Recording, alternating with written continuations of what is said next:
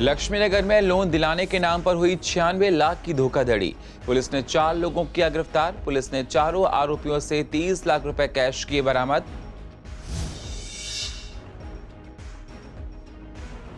जगतपुरी में रात कुछ लोगों ने घर में घुसकर औरतों और बच्चों की पिटाई। वीडियो में पिटाई करते दिख रहे हैं लोग। पीड़ितों ने पुलिस की कार्रवाई पर उठाए तमाम सवाल।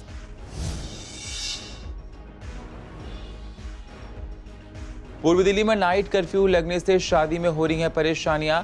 शादी वालों के घरों में संकट। रात को होने वाली रस्में नाइट कर्फ्यू में कैसे होंगी? कैसे लोग शादियों की रस्मों में होंगे शामिल? पूर्व दिल्ली में शादियों में सिर्फ 50 लोगों को बुलाने की इजाजत। कोरोना को देखते हुए दिल्ली सरकार ने लिया फैसला।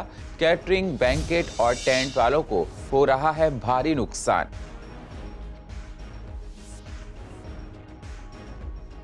और दिल्ली सरकार की कोरोना गाइडलाइंस का लोगों ने किया समर्थन।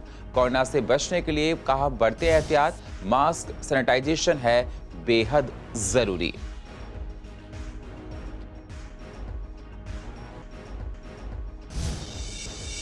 नमस्कार, स्वागत है आप सभी का सीसीएन में और आप देख रहे हैं पूर्व दिल्ली खास। अब होते हैं रूबरू पूर्व दिल्ली की अहम खबरों के साथ। पूर्व दिल्ली की लक्ष्मीनगर थाना पुलिस ने एक ऐसे फर्जीवाड़े गैंग का भंडाफोड़ किया है जिसने मुंबई के व्यापारी को बिजनेस लोन दिलाने के नाम पर लगभग 1 करोड़ की ठगी का शिकार बनाया। पूर्व दिल्ली जिला उपायुक्त दीपक यादव के मुताबिक मुंबई के रहने वाले पंकज कुमार सिंह ने लक्ष्मीनगर थाने में शिकायत की थी कि एक शख्स करार खान, जो कि लक्ष्मीनगर इलाके में ही रहता है, उसके एक जानकार सुधीर दुबे द्वारा संपर्क में आया। पंकज कुमार सिंह का कंस्ट्रक्शन का व्यापार है जिसे वह और बढ़ाना चाहता था। पीड़ित के मुताबिक करार खान ने उसको 50 करोड़ लोन दिलवाने का वादा किया, जिसके बाद करार खान के साथ उसने गुजरात, चेन्नई और कई राज्यों में मुलाकात की।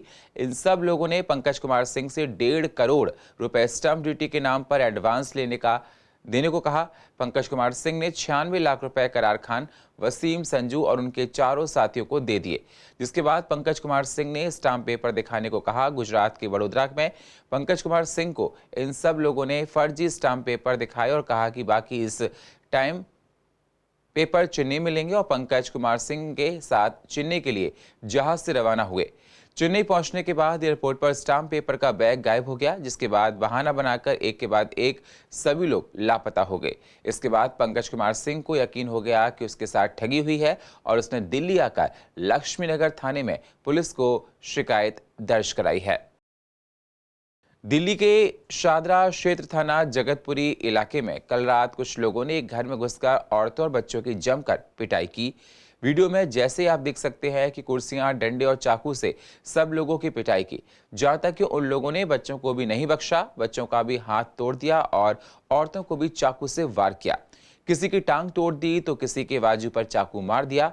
परिवार का कहना है कि आपसी जमीन विवाद को देखते हुए परिवार का यह आरोप है कि बाबर नाम का एक शख्स 15 से 20 लोगों को लेकर आया। घर में औरतें और बच्चे थे जिनको आते ही मारना शुरू कर दिया। वहीं परिवार की ओर से पुलिस पर भी आरोप लगा है कि पुलिस ने उन्हीं के घर के आदमियों को थाने ले गई और उनकी भी जमकर पिटाई की। यहां तक कि घायल सभी लोगों की डॉक्टरी जांच भी पुलिस ने नहीं करवाई। जिन लोगों ने ये उत्पात मचाया है वे अभी तक खुलेआम घूम रहे हैं और पुलिस ने उनके घर आए बाहर से मेहमानों को उठा कर ले गई और उन लोगों की जमकर पिटाई की। परिवार का आरोप है कि पुलिस ने उनके किसी भी व्यक्ति को अपनी हिरासत में नहीं लिया। वे सभी लोग इंसाफ की गुहार लगा रहे हैं।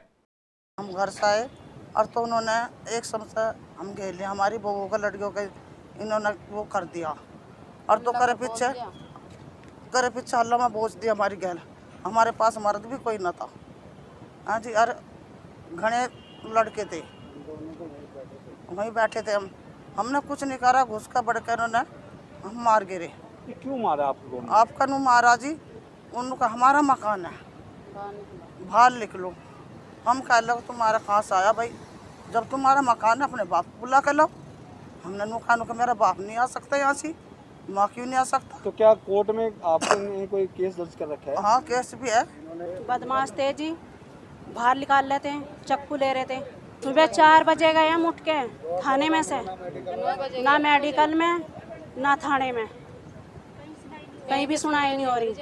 सर हमारा कुछ ज़मीन का कुछ लफड़ा था, तो हमारा केस चला हुआ बाबर के साथ, तो उसने ही हंगामा कराया सारा ही। घर पे कोई भी नहीं था और हमारे भी बच्चे थे, उनको बुरी तरह मारा। कम से कम 20-25 बदमाश थे, बाबर भी था साथ में, उनके लड़के थे और उनकी कोई बदमाश है यहाँ पे गालिब तालिब हुए भी थे साथ में। और काफ़ी जो मेरे पास वीडियो भी देखी है उसमें भी सब क्लियर आ रहे हैं। जी हमारे कम घर था ही, उस पर हम अपने उसमें बढ़ रहे थे, हमारी ज़मीन पे कब्जा कर रहे थे। दिल्ली में कोरोना के केस लगातार बढ़ते जा रहे हैं। नाइट कर्फ्यू से लोगों को परेशानियां उठानी पड़ रही हैं। सीसीएन के रिपोर्टर एआर चौधरी ने उन लोगों से बात की जिनके घर में शादियां हैं। उनका कहना है कि रात को होने वाले फेरे की रस्म में परेशानी आएगी। लोग कैसे आ पाएंगे? नाइट कर्फ्यू की वजह से परेशानियां उस घर में बहुत है जहां पर शादी है। लोग समझ नहीं पा रहे हैं कि करें तो क्या करें। हमारा फंक्शन 24 अप्रैल का है और बुकिंग सारी हो चुकी हैं, सारे कार्ड्स मैरिज के बढ़ चुके हैं सिस्टर की शादी के। और अब गवर्नमेंट ने रूल निकाल दिया कि नाइट कर्फ्यू भी है, ऊपर से 50 लोग अलाउड है ओनली। और अब बताइए हम कैसे करेंगे इंतज़ाम सारा, किसको मना करें किसको ना मना करें। नाइट का फंक्शन था हमारा और ऑलरेडी हम एडवांस पेमेंट कर चुके हैं आधी से ज़्यादा कैटरर को, जो कि अब वापस की गारंटी भी नहीं है किसी भी चीज़ की। फेरे जी देखिए रात के फेरे हैं मुहूर्त के हिसाब से 1 बजे के। अब दिन में आप शादी कर सकते हो कि फेरे दिन में है नहीं, पंडित ने साफ मना कर दिया। अब सोच रहे हैं कैसे शादी करें, पोस्टपोन कर नहीं सकते क्योंकि ऑलरेडी काफ़ी पैसा लग चुका है, सारी तैयारी हो चुकी है। मेरा नाम भुवनेश कुमार है, मेरी बहन की शादी है 24 अप्रैल की, तो हमने सारी बुकिंग हमने चालू कर दी है। सारी बुकिंग हमने हो गई है, कार्ड सारे बांट गए हैं, चेन्नई से, मुरादाबाद से और कानपुर से, सबके कस्टमर हमने सबको हम कार्ड दे के आ चुके हैं। अब उनको हम मना कैसे करें कि हम शादी में ना हो। पहले तो बुकिंग की थी 200 बंदे तक अलाउड है, हमने 200 बंदे की हमने बुकिंग कर दी, सारे कार्ड सबको बांट दिए। अब कह रहे थे कि मॉर्निंग में रात को लॉकडाउन लगेगा, मॉर्निंग में हो सकती शादी। तो वो हमने वहाँ से जिससे हमने बुकिंग करी उनसे बात करी कि हम रात को शादी ना करें, मॉर्निंग में कर लें। अब वो करने आई, वो करने बाद में बात करने लगे थे, तो उन्होंने कहा कि 50 बंदे अलाउड है। तो अब 200 बंदों से 50 बंदे करने में कितना हमारा नुकसान है। कोरोना के बढ़ते मामलों को देखते हुए शादी में सरकार की तरफ से सिर्फ 50 लोगों को जाने की इजाजत है, जिसे देखते हुए बैंकेट हॉल, टेंट, कैटरिंग वालों की मुश्किलें लगातार बढ़ती जा रही हैं। इन लोगों का कहना है कि पिछले साल भी हम लोगों को घाटा हुआ था, इस बार भी लोगों के फोन आ रहे हैं, फंक्शन कैंसिल किए जा रहे हैं, लोग पैसे वापस मांग रहे हैं। हम लोगों की मुसीबतें लगातार बढ़ती जा रही है, हम लोग करें तो क्या करें। खासकर कैटरों के लिए, टेंट वालों के लिए तो बहुत बुरे हालात से, बहुत बुरे दौर से गुजरा है। क्योंकि पहले नवंबर दिसंबर में ये भी सिस्टम रहा, जनवरी फरवरी में यही सिस्टम रहा। अब 4 दिन काम के आए हैं, उस चक्कर फिर 50 लोग की गाइडनेस आ गई है। बताओ हम क्या करें, जिनके 200 लोग हैं, 400 लोग हैं या 500 लोग हैं, कईयों की बारात तो बाहर से आनी है, वो कैसे अब अपने घर से निकलेंगे, कैसे अपने घर से आएंगे। अभी 20 तारीख से लेकर 30 तक कंटिन्यू काम थे। आज सभी पार्टियाँ परेशान हैं, कैटर परेशान हैं, टेंट हाउस वाले परेशान हैं, जितने भी हमारी लाइन से अटैच लोग हैं सब परेशान हैं। कैसे होगा कैसे नहीं होगा। जिसने 500 लोगों की गैदरिंग की, 400 लोगों की गैदरिंग की, उनके 50 लोगों की गैदरिंग, 50 लोग कहाँ से लाएंगे वो, किसको छोड़ेंगे, किसको लाएंगे वो। जो पैसा आ रखा है सबने एडवांस दे रखे हैं, 500 लोगों के हिसाब से हर चीज़ की बुकिंग करा रखी है। कहाँ से लाएंगे, कैसे करेंगे, ये समझ नहीं आ रहा क्या करें और कैसे करें। 1 साल से खाली बैठे हैं। सरकार को हमारे बारे में कुछ चिंता चाहिए कि इन लोगों का क्या होगा। इनके बार बार जब भी काम शुरू होते हैं, जब भी गाइडलाइंस देते हैं, उससे पहले हमें अलर्ट कर दें कि कोई काम मत बुक करो, हम काम नहीं बुक करेंगे। पहले काम बुक कर लेते हैं, बाद में हमें लोगों का एडवांस वापस करना पड़ जाता है। दिल्ली में बढ़ रहे कोरोना केस को देखते हुए दिल्ली सरकार ने नई गाइडलाइंस जारी की है। इसको पूर्व दिल्ली की जनता ने सही ठहराया है। लोगों का कहना है कि कोविड को देखते हुए हम सभी लोगों को एहतियात बरतना बहुत जरूरी है। जिस तरह से कोरोना बढ़ रहा है वो कहीं ना कहीं संकट पैदा कर रहा है। अंदर खुशी से जागी कि चलो शायद अप्रैल से हम लोग दोबारा से उस स्टेज पे आके स्टार्टिंग अपनी कर पाएंगे दोबारा से। लेकिन फरवरी एंड से जो कोविड की दोबारा लहर आनी चालू हुई और आज अप्रैल चालू हुआ है, तो आज सिचुएशन फिर दोबारा हम लोगों को गर्त में लेके जाने को तैयार हो गई है। रही बात जो गवर्नमेंट की पॉलिसीज़ हैं कि इसको हम कंट्रोल करने के लिए जो गाइडलाइंस गवर्नमेंट ने लागू की हैं, मैं उनके ख़िलाफ़ तो नहीं हूँ लेकिन फेवर में भी नहीं हूँ। उसका रीज़न सिर्फ इसलिए है कि आपके पास जब वो कहावत वही आ जाती है कि जब आपके ऊपर आके कोई बैठ जाता है तब तो आप उसको काम करते हो, उसके बाद सब चुप चुप होकर अपने अपने घरों में बैठ जाते हो। क्यों? जब आप पूरे वर्ल्ड में देख रहे हो, पूरे हिंदुस्तान को छोड़कर, चाहे वो यूएस हो, चाहे वो फ्रांस हो, चाहे वो इटली हो, कोई भी देश हो, वहाँ पे 1 wave, 2 wave, 3 wave, 4 wave circulation में आ रही हैं। तो आप लोगों ने उसके लिए क्या तैयारी करी? मुझे लगता है कि हमें कोरोना से निपटने के लिए इन सबका पालन करना बहुत ज़रूरी है, बट मैं एक तरफ मुझे सरकार को लेकर रोष भी है, क्योंकि यही सेम 1 साल पहले जब लॉकडाउन लगा था और उसके बाद दिल्ली खुला था तो इसी टाइप की कुछ गाइडलाइंस आई थी। तो हम सब ने सरकार का साथ भी दिया, जनता ने काफ़ी हद तक। कुछ लोग ऐसे थे जो बिल्कुल 1 साल से निकले ही नहीं और डिप्रेशन में भी आए और काफ़ी काम धंधे बिल्कुल चौपट हो गए। बच्चों की एजुकेशन कहूँ तो 0% मुझे लगता है नॉलेज बेस रही है। ऑनलाइन क्लासेस रही, टच ज़रूर रहा, बट नॉलेज मुझे नहीं लगता उतनी आई है। और बोर्ड के जो बच्चे एग्ज़ाम्स दे रहे थे वो अभी तक बहुत कंफ्यूज हैं कि एग्ज़ाम्स कब तक होंगे। वो लगता है 1 साल का सेशन उनको 14 महीने बेचारे वो पढ़ चुके हैं और आगे कितना पढ़ेंगे पता नहीं। मंगलवार से चैत्र नवरात्र आरंभ हो रहे हैं। कोरोना को देखते हुए मंदिरों में सख्तियां बढ़ा दी गई हैं। मंदिरों में लोग दर्शन कम कर रहे हैं। मंदिरों के घंटों को बांध दिया गया है, लोटों को हटा दिया गया है। सैनिटाइज पूरा मंदिर किया जा रहा है। बिना सैनिटाइजेशन के मंदिर में जाने की जरूरत, अंदर उनको आ जाने नहीं दिया जा रहा है। जी बिल्कुल, देखो जैसे ही कोरोना के केस बढ़े, हमने मंदिर में पहले से ही हमने सारे जो लोटे होते हैं वो छुपा दिए हैं और मंदिर में जो घंटी बजाने वाले होते हैं उसके ऊपर हमने चुन्नियाँ लगा दी हैं, आप देख सकते हैं। और लोगों को एहतियात बतलाते हैं। सैनिटाइज़र हमने शुरू कर दिया, पहले बीच में बंद हो गया था कि भाई जैसे पहले नियम थे उन्हें सब फॉलो करना पड़ेगा। और 13 तारीख मंगलवार से जो है पावन शुभ नवरात्रे प्रारंभ हो रहे हैं। और नवरात्रों में जैसे पहले हुआ था कि बहुत ना के बराबर लोग आए थे और दूरी बना करके हमें भोग भी लगाना बड़ा मुश्किल हो गया था, तो हमें इस हिसाब से तो ऐसा ही लग रहा है कि पहले जैसे नियमों का, कड़े नियमों का पालन करना पड़ेगा। जी गाइडलाइंस ऐसे हैं जैसे हमें लग रहा है कि जैसे चौकियाँ होती थी, भजन कीर्तन होते थे, महिला मंडल कीर्तन करती थी, वो सब अब की बार नहीं हो पाएगा। और जो भी लोग आएंगे कम से कम लोग आएँ और दूरी बना करके मास्क पहनना, सैनिटाइज़र इस्तेमाल करना अनिवार्य होगा। कि अगर सब कुछ ठीक रहा तो दर्शन कीजिए, ना कि आप ज़्यादा लिमिट में रह करके अपना भाग पूजा पाठ करें। और ज़्यादातर लोगों को यही सलाह है कि घर में भी भगवान है, सब जगह हैं। हाँ, सब कुछ ठीक हो जाए, बाद में आ सकते हैं, कोई दिक्कत नहीं है। दिल्ली के डिप्टी सीएम मनीष सिसोदिया का कहना है कि कांग्रेस और बीजेपी मुफ्त बिजली और बसों में फ्री सवारी जैसे वादे करके केजरीवाल की नकल कर रहे हैं। इस पर जब हमने बीजेपी नेता महेंद्र आहूजा से बात की तो उन्होंने केजरीवाल को सबसे बेकार सीएम बताया है। उन्होंने कहा कि दिल्ली सरकार सबसे बेकार काम कर रही है, बीजेपी उसकी नकल कभी नहीं करेगी। केजरीवाल जी, आप इस गलतफहमी में बिल्कुल मत रहिए कि भारतीय जनता पार्टी कभी आपके शासन प्रणाली की नकल भी कर सकती है। आपका मॉडल नकल करने के लायक तो क्या, कभी भी दोबारा दोहराए जाने के लायक ही नहीं है। इतिहास में सबसे घटिया सरकार आप चला रहे हैं। दिल्ली के विकास को कई साल पीछे आपने धकेल दिया है। मुफ्त पानी देने के नाम पर नालियों का पानी नलों में आने लगा है और जल बोर्ड में इतना भ्रष्टाचार व्याप्त हो गया है कि जल बोर्ड करोड़ों अरबों रुपए के घाटे में चला गया है।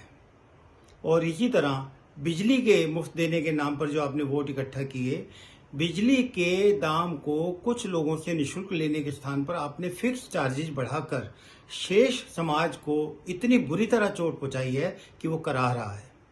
हम जब आएंगे तो हमारा जो मॉडल होगा बिजली और पानी का, वो पानी साफ 24 घंटे और निःशुल्क अगर समाज के किसी एक हिस्से को दिया जाता है तो शेष समाज पर उसका वजन ना पड़े, इस तरह का मॉडल लाएंगे। बिजली अगर एक जगह पर निःशुल्क दी जा रही है तो दूसरी तरफ अनलिमिटेड रेट कर देने की छूट बिजली विभाग को नहीं होगी। इस तरह सामाजिक आर्थिक न्याय करते हुए, ईमानदारी से पारदर्शी शासन आगे बढ़ाते हुए भारतीय जनता पार्टी कल्पना करती है शासन चलाने की। केजरीवाल जी, आपका मॉडल नकल करना तो क्या, उसके ऊपर हम अच्छी नजर से हम देखते ही नहीं है, क्योंकि ये दिल्ली के लिए अहितकारी है आपका मॉडल। पूर्व दिल्ली में कोरोना के बढ़ रहे केस को देखते हुए लोगों में डर है। सीसीएन से बात करते हुए डॉक्टर गौतम सिंह और डॉक्टर ग्लैडविन त्यागी ने कहा कि हम सभी को एहतियात बरतने की जरूरत है। वैक्सीनेशन की रफ्तार बढ़ गई है, लेकिन एहतियात भी हम लोगों को बरतना है, तभी इस महामारी से हम लोग बच सकते हैं। देखिए, आजकल जो कोरोना के केसेस बढ़ते जा रहे हैं, ये एक बहुत ही गंभीर विषय है और इसके लिए जो है वो सारा प्रशासन भी लगा हुआ है और हम डॉक्टर्स भी जो है वो लगे हुए हैं। दोस्तों, जो कि मिक्सिंग हो रही है पब्लिक के अंदर और लोगों ने मास्क उतारने शुरू कर दिए हैं और बिना मास्क के मार्केट में जाना शुरू कर दिया है। लापरवाही अब स्टार्ट हो गई है, लोग अपना हैंड सैनिटाइज नहीं कर रहे, अपने मुंह को, हाथ को, बाहर खाना खा रहे हैं बिना साफ करे। ये सारी चीजें जो चिंता का विषय है। और कोरोना को कंट्रोल करने के लिए जिस तरह से पहले लॉकडाउन जो है वो हुआ था और कितना लोग समझदारी से बाहर निकल रहे थे, खाली जरूरत के समय बाहर निकल रहे थे, वो स्थिति दोबारा लानी जो है वो बहुत जरूरी है, वरना ये कोरोना महामारी जो है वो धीरे धीरे बढ़ती जाएगी। आज की स्थिति ये है दिल्ली के अंदर कि अस्पतालों के अंदर बेड अवेलेबल नहीं है। अगर बेड अवेलेबल है तो अस्पतालों में ऑक्सीजन नहीं मिल रही। कुछ इंजेक्शन ऐसे हैं जो कोरोना के वो किसी भी स्टेट में नहीं अवेलेबल हो रहे, ना दिल्ली में हो रहे हैं, ना एमपी में हो रहे हैं, ना महाराष्ट्र में हो रहे हैं। तो ये स्थिति जो है हमारे प्रशासन को देखनी पड़ेगी कि ये बहुत ही गंभीर स्थिति बनती जा रही है और अगर इसी तरह से रहा तो आने वाले अगले हफ्ते के अंदर जो है कोरोना का बहुत ज्यादा जो है वो प्रकोप होगा और लोग इससे बहुत ज्यादा जो है वो पीड़ित हो जाएंगे। दिल्ली में कोरोना की स्थिति पिछले साल के मुकाबले यदि हम देखें तो पिछले साल अप्रैल महीने में इन दिनों लोगों के अंदर डर बहुत ज़्यादा था और कोरोना बहुत कम था, लेकिन इस साल लोगों के अंदर डर बहुत कम है और कोरोना अपने भयानक रूप में है। अभी जो नया स्ट्रेन आया है उस स्ट्रेन से जो होने वाले प्रभाव हैं वो काफ़ी खतरनाक है। अचानक से लोगों की तबीयत खराब हो रही है, अचानक से ऑक्सीजन डिप हो रही है, कॉम्प्लिकेशंस बढ़ रहे हैं। तो इस टाइम कोरोना से बचाव का जो एकमात्र तरीका है वो ये है कि सभी लोग सावधानी बरतें, मास्क लगाएं, भीड़ भाड़ वाली जगहों पे ना जाएं और जो लोग वैक्सीनेशन के क्राइटेरिया में फिट बैठते हैं वो जल्दी से जल्दी अपना वैक्सीनेशन कराएं। यदि स्थिति को इस टाइम पे आम जनता के सहयोग से नहीं संभाला गया तो यह इतनी भयानक हो सकती है कि कल को पछताने के सिवा कुछ भी ना बचे। तो मेरा सभी से यही एक विनम्र निवेदन है कि बिना वजह इधर उधर ना जाएं, भीड़ भाड़ वाली जगहों पे ना जाएं, मास्क लगाएं और अपने आप को सुरक्षित रखें, समाज को सुरक्षित रखें, देश को सुरक्षित रखें। जैसे जैसे राजधानी दिल्ली में गर्मी बढ़ती जा रही है वैसे ही आग लगने की घटनाएं भी सामने आने लगी हैं। ताजा मामला उत्तर पूर्व दिल्ली के शास्त्री पार्क इलाके का है, जहां बीती रात 12 बजे फर्नीचर मार्केट में भीषण आग लग गई थी। आग इतनी भयानक थी कि आसपास भगदड़ मच गई थी। इस घटना में करीब 200 दुकानें जलकर राख हो गईं। मौके पर पहुंची फायर की 2 दर्जन गाड़ियों ने आग पर काबू पा लिया, लेकिन जब तक दुकानों में रखा लकड़ी का सामान सारा जलकर राख हो गया। इस घटना में दुकानदारों का करोड़ों रुपए का नुकसान हो गया है। आप तस्वीरों में साफ देख सकते हैं किस तरह से फर्नीचर मार्केट में भीषण आग लगी हुई थी और आग लगने की वजह से अभी तक किस वजह से आग लगी अभी तक इस बात का पता नहीं पड़ पाया है। बहरहाल पुलिस इस पूरे मामले की जांच करने में जुटी है।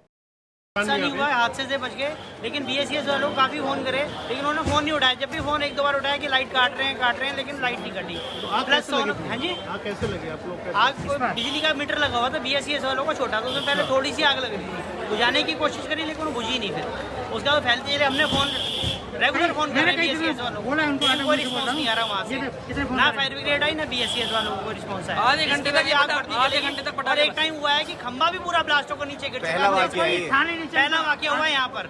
और पूर्व दिल्ली की अधिक जानकारी के लिए आप YouTube पर जाकर CCN को सब्सक्राइब करें और फ्रेश अपडेट लेते रहें।